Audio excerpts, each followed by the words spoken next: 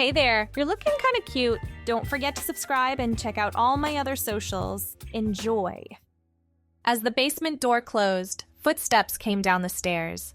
Andrew's hands shook as he tried to hide the pink dress in the box. But the dress slid out. A loud, angry voice shouted, "What do you have there?" His mother stood next to his dad. At first she looked confused, then she seemed to understand. The box fell from Andrew's hands. The clothes inside were easy to see, soft-colored clothes, skirts with lace, and simple heels. I can explain," he started, but his father's scornful laughter silenced him. "Oh, the irony! Here's our boy, dressing up like a little missy." He stood frozen in his gray t-shirt and jeans, wishing the concrete floor would swallow him whole. "Is this what you do when we're at work?" His mother's voice carried disappointment more than anger. "Prancing around in women's clothes?" "It's not like that." The words came out smaller than intended. "Then what is it like?"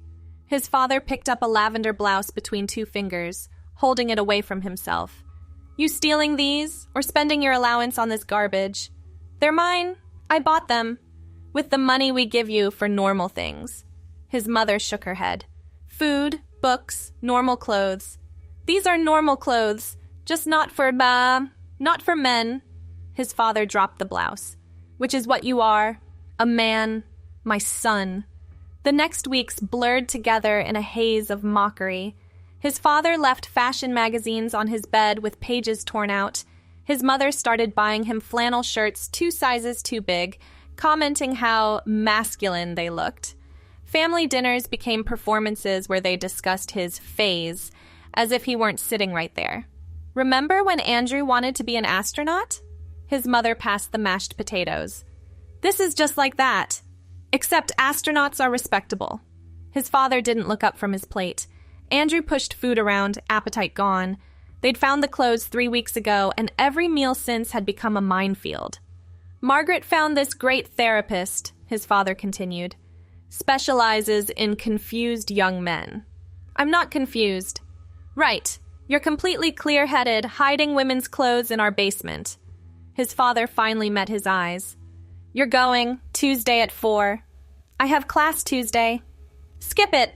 Andrew set down his fork. "I'm 22. You can't make me go to therapy. Our house, our rules." His mother's smile looked painted on. "Unless you'd prefer to find somewhere else to live?" The threat hung between them. Andrew had 2 semesters left of college, no job, no savings. They knew he couldn't leave. Fine, but he never made it to therapy. That Tuesday, Andrew sat in his car outside Dr. Morrison's office and made a different choice. He drove to the public library, found a computer in the back corner, and started searching. Job listings filled the screen. Entry positions, retail, food service. His fingers hesitated over the application forms. Then he saw it. Administrative assistant position at a law firm downtown.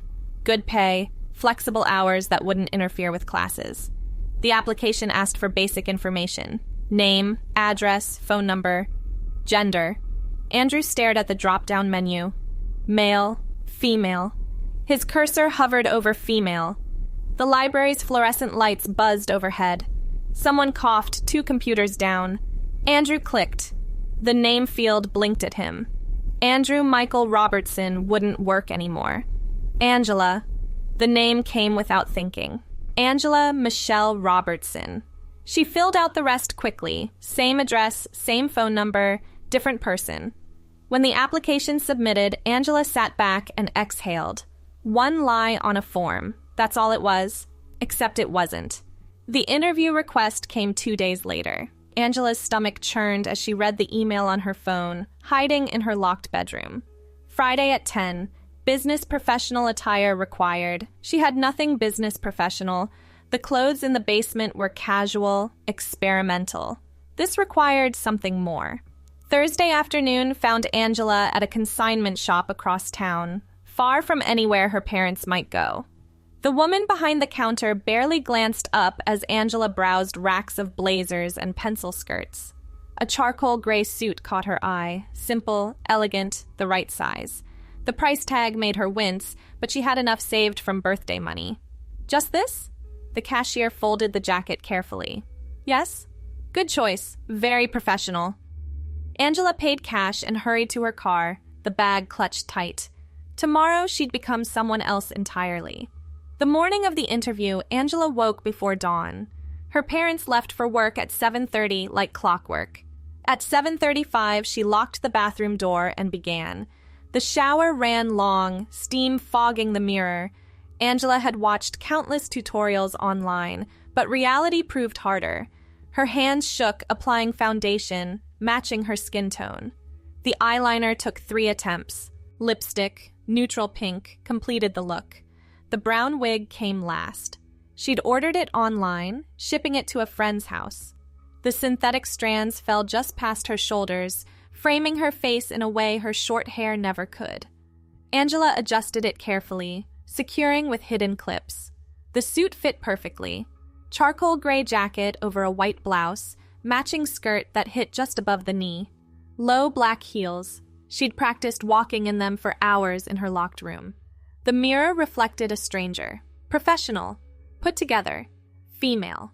Angela grabbed her documents and headed downtown, pulse racing with each stoplight. The law firm occupied the 10th floor of a glass building. She signed in at reception as Angela Robertson, took the elevator up and found herself in a sleek waiting area. Ms. Robertson? A woman in a navy dress approached. I'm Janet Chen, HR manager. Ready?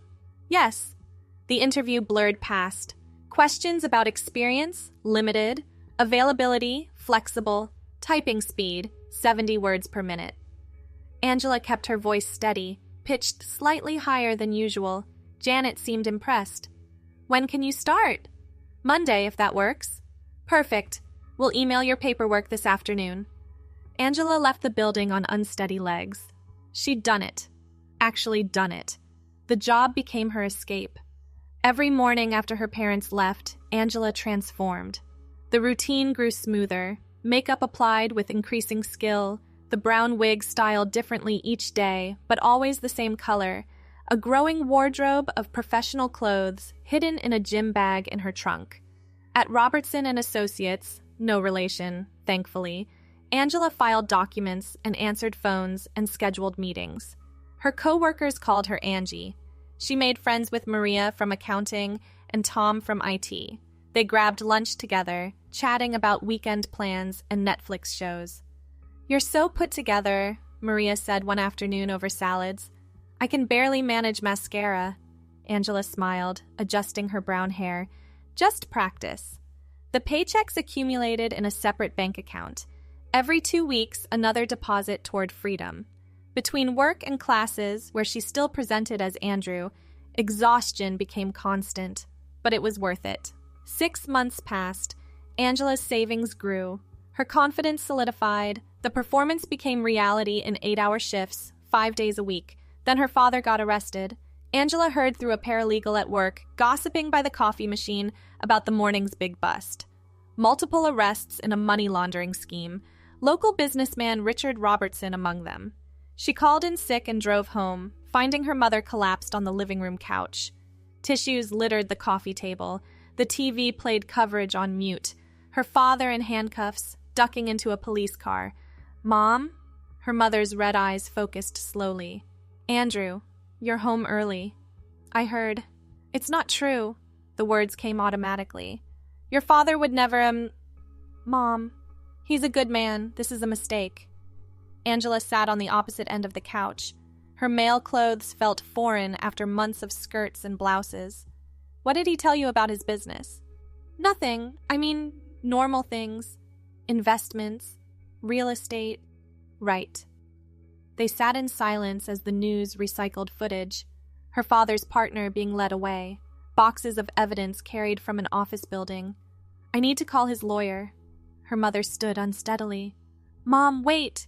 But she disappeared upstairs, phone pressed to her ear.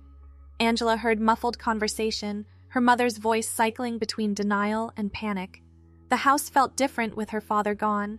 Quieter, but tense, like held breath. Her mother drifted between rooms, unable to settle.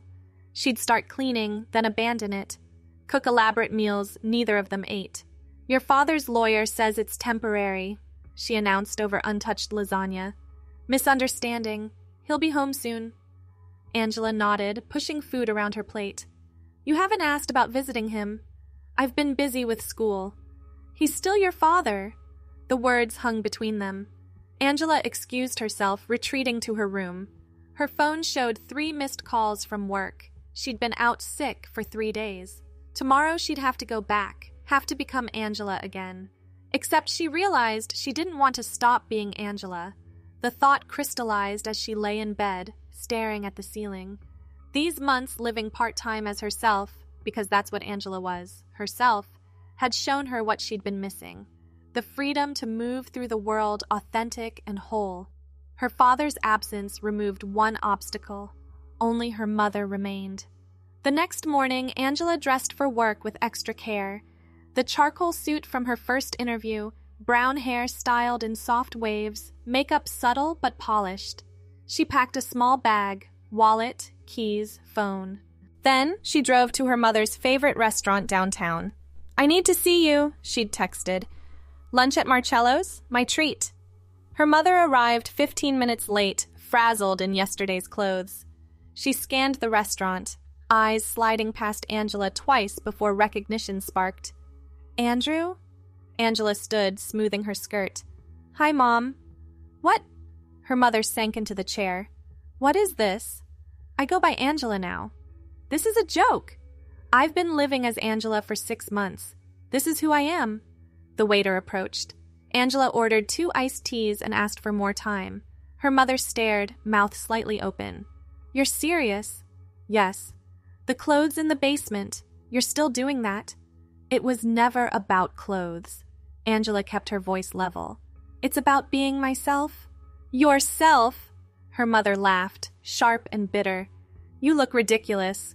The words stung, but Angela had expected them. I have a job, an apartment lined up. I'm saving for my last year of school. Dressed like that? Yes. People must laugh at you. They don't know. To them, I'm just Angela. Her mother's face cycled through emotions. Confusion, anger, something like grief. You're sick. Like your father said, you need help. Dad's in jail for money laundering. The words dropped between them like stones. Her mother flinched. That has nothing to do with... He's been stealing for years. Angela pulled out her phone, showing headlines. Fraud, embezzlement, tax evasion. Still think his judgment matters? How dare you? How dare I what? Tell the truth? Live honestly? Angela leaned forward. I know about the offshore accounts, the fake business partners. You knew too. I didn't... You suspected. All those late meetings, the cash in his office safe. You chose not to look closer. Tears ran down her mother's face, streaking mascara. I don't know you anymore. You never knew me. Angela signaled for the check. I tried showing you. Remember the clothes? Instead of listening, you and Dad mocked me, threatened me, made me feel like nothing. We were trying to help. You were trying to fix something that wasn't broken. Angela paid with cash from her purse. I'm done hiding, done pretending. This is who I am. Where will you go? I told you I have an apartment. You can't afford us. I've been working 6 months, saving everything. Angela stood, collecting her purse. I'm not asking permission anymore. Andrew, please. It's Angela. She paused by the table. I'm happier than I've ever been. I wish you could see that. The walk to her car felt eternal. Angela's heels clicked on pavement, brown hair shifting in the afternoon wind. She didn't look back. The studio apartment was small but bright, 3rd floor of a converted Victorian. Angela signed the lease that afternoon, moved in over the weekend with boxes that had been waiting in storage. Her work clothes hung in the narrow closet, makeup organized on a vanity by the window. For the first time, she didn't have to hide anything. Monday morning came with relief. Angela dressed without rushing, did her makeup in natural light, styled her brown hair while coffee brewed. The commute felt different from her own place, shorter but significant. This was her life now. Feeling better? Janet asked at work. Much better. Good, we missed you. The days found rhythm. Work, evening classes, where she'd quietly registered under her new name, studying at her small kitchen table. Classmates who'd known Andrew adapted with surprising ease. Professors used her correct name without comment. 3 weeks into her new life, her phone rang at midnight. Unknown number. Angela almost declined, then recognized the area code. County jail. Angela? Her mother's voice sounded small. I didn't know who else to call. What's wrong? It's true, all of it. Crying made the words thick. His lawyer showed me evidence. Years of stealing. I'm losing the house. Everything. Angela sat up in bed. Where are you? Motel 6 on River Road. I don't have anywhere. I'll come get you. The drive took 20 minutes through empty streets. Angela found her mother in the motel office, clutching a single suitcase. She looked older, grayer, defeated. You came dressed like... This is how I dress. Angela took the suitcase. Come on. The ride back passed in silence. Her mother stared out the window, occasionally wiping her eyes. Angela focused on driving, unsure what came next. I have a couch, she offered as they climbed her stairs. It's not much. It's fine. The apartment felt smaller with 2 people. Angela made tea while her mother sat hunched on the couch, taking in the space, the clothes visible in the closet, the photos on the wall, Angela with work friends, at a company picnic, living the life she'd built. You look happy in these. I am happy. I don't understand it. Her mother accepted the mug with shaking hands. Any of it. Your father, you. How did everything fall apart? Things weren't together to begin with. Angela sat in the chair across from her. We just pretended they were. I suppose. They drank tea as rain started against the windows. Her mother would need clothes, toiletries, everything. The money from the house would go to lawyers and victims, starting over at 55 with nothing. I'm sorry, her mother said quietly, for how we treated you. Angela studied her tea. Thank you. I still don't understand, but you're my child. That matters more. Does it? I hope so. Her mother met her eyes. I want it to. The couch became her mother's bed.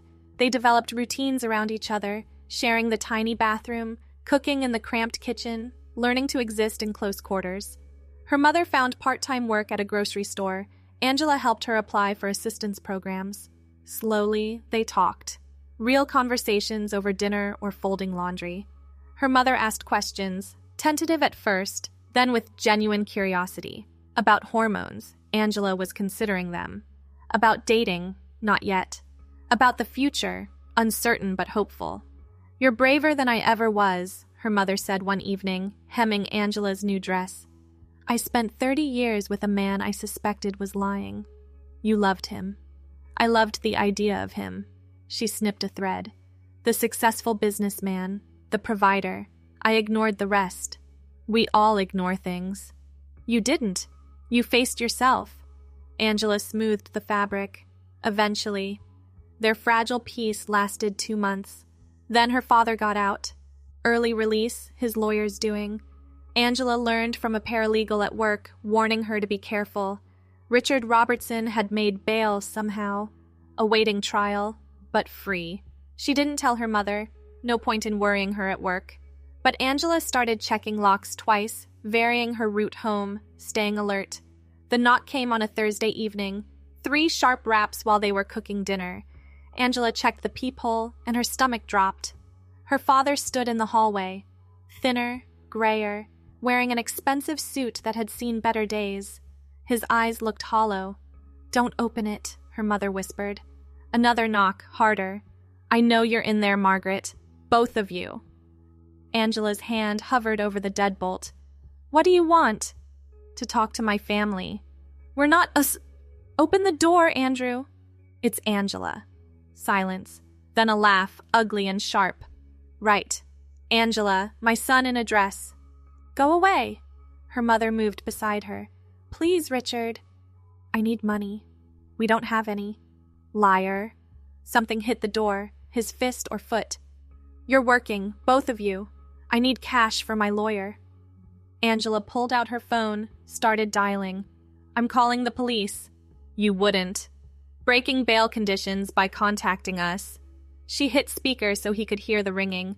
They'll violate you back to jail. You little... 911, what's your emergency?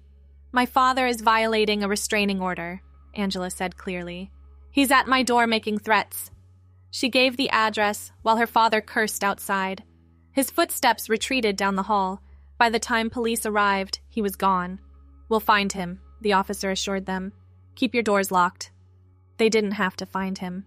Her father turned up at his lawyer's office, demanding money that didn't exist.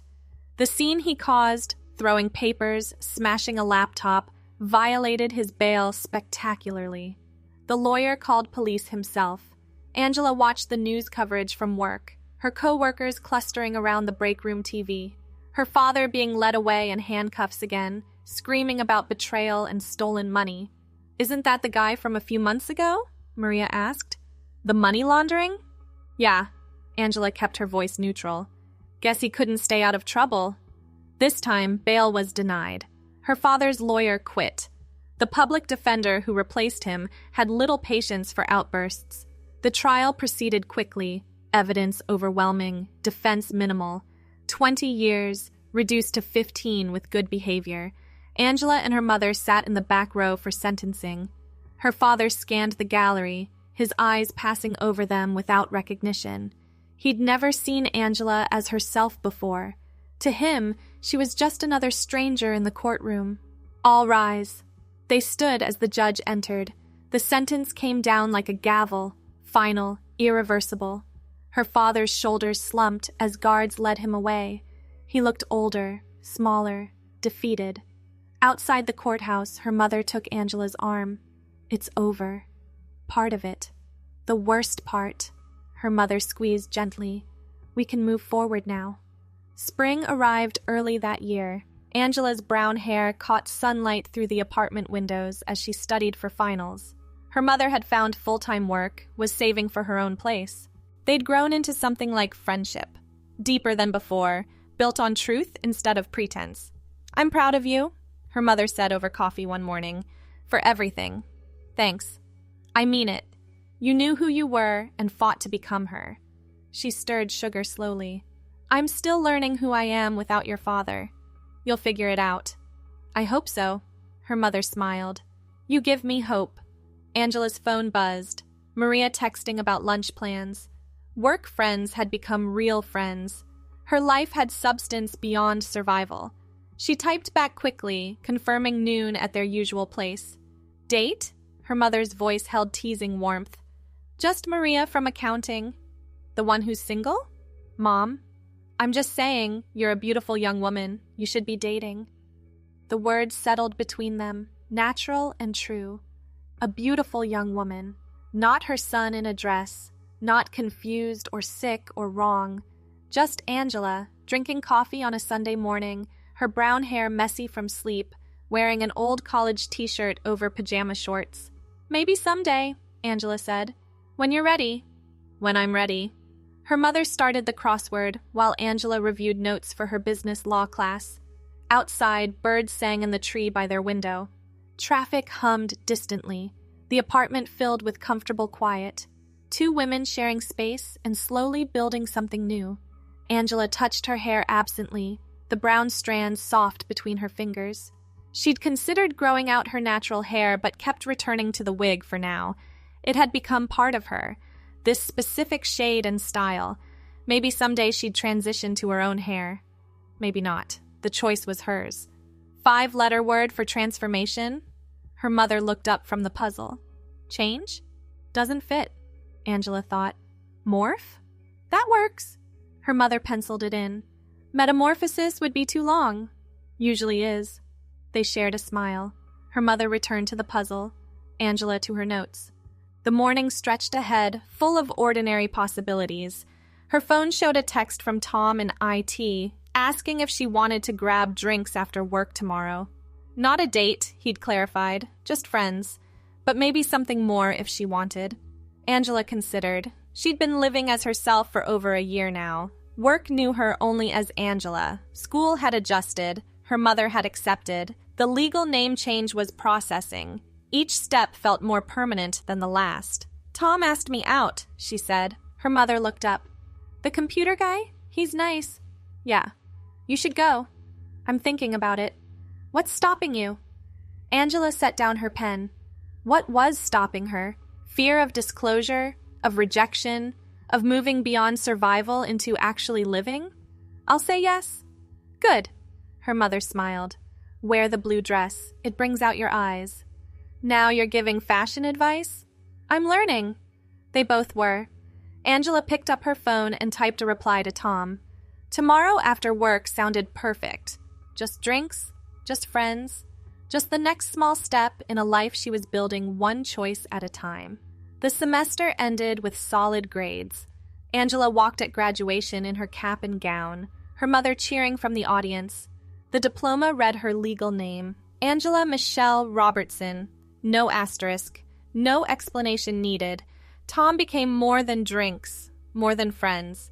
He knew her history from their third date, accepted it with barely a pause. Their relationship grew slowly, built on lunch breaks and movie nights, and eventually quiet mornings in her apartment. Her mother found her own place 6 blocks away. They met for dinner twice a week, talking about work and dating and the future. The past lurked at edges, her father's name in occasional news updates about his appeal, denied, but couldn't touch what they'd built. "I have something to tell you," Angela said one evening over pasta. Her mother paused, fork halfway to her mouth. "Oh? I'm starting hormones next month." "Oh." Her mother set down the fork. "That's big." "Yeah? Are you sure?" "I've been sure for a while, just needed time to get there."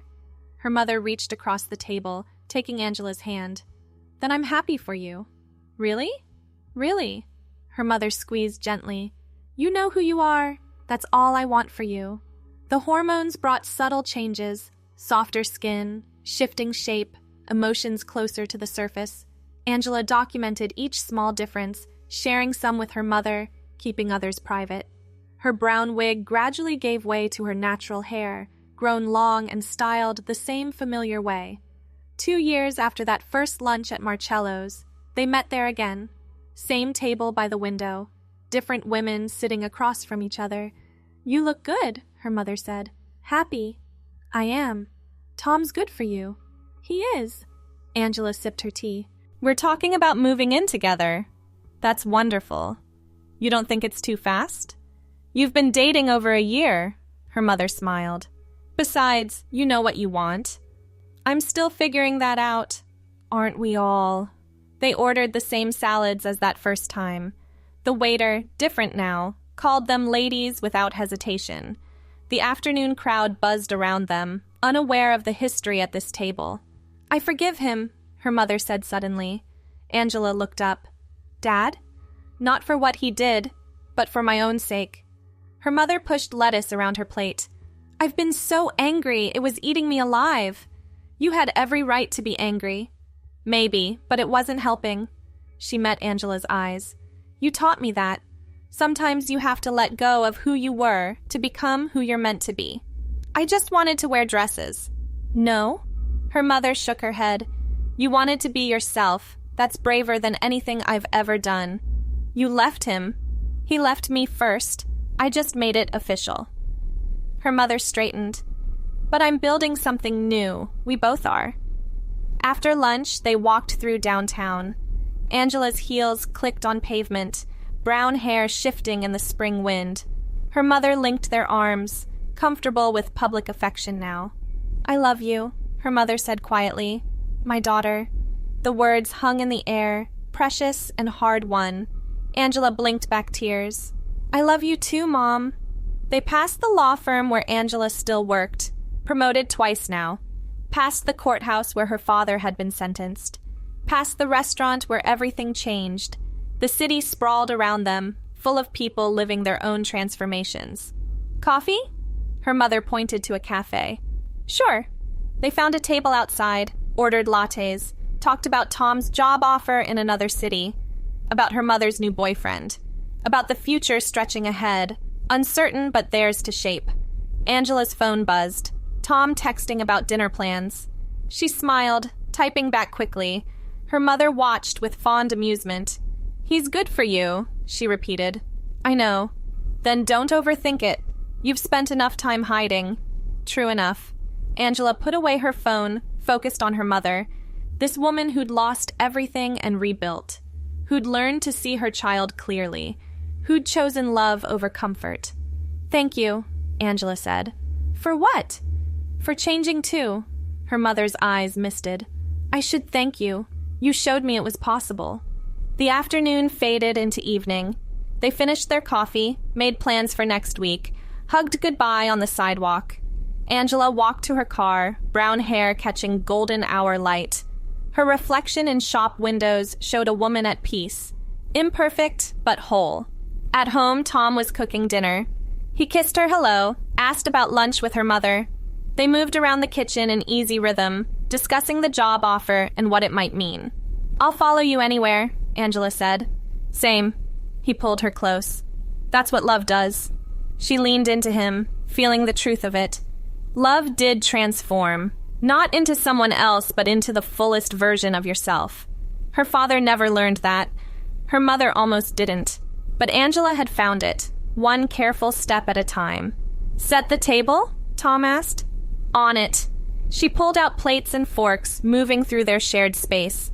Photos on the walls showed their life together, trips and parties and quiet moments.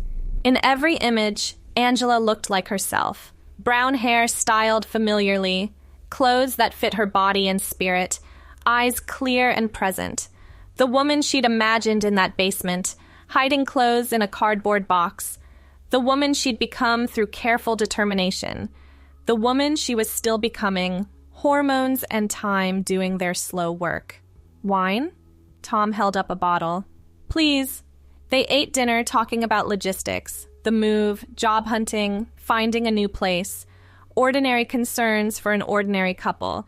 The transformation complete not because Angela had reached some destination, but because she'd stopped running from herself. Later, curled on the couch watching TV, her phone chimed. A text from her mother. "Proud of you, always."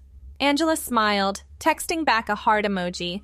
Tom pulled her closer, his hand finding hers. On screen, some drama played out.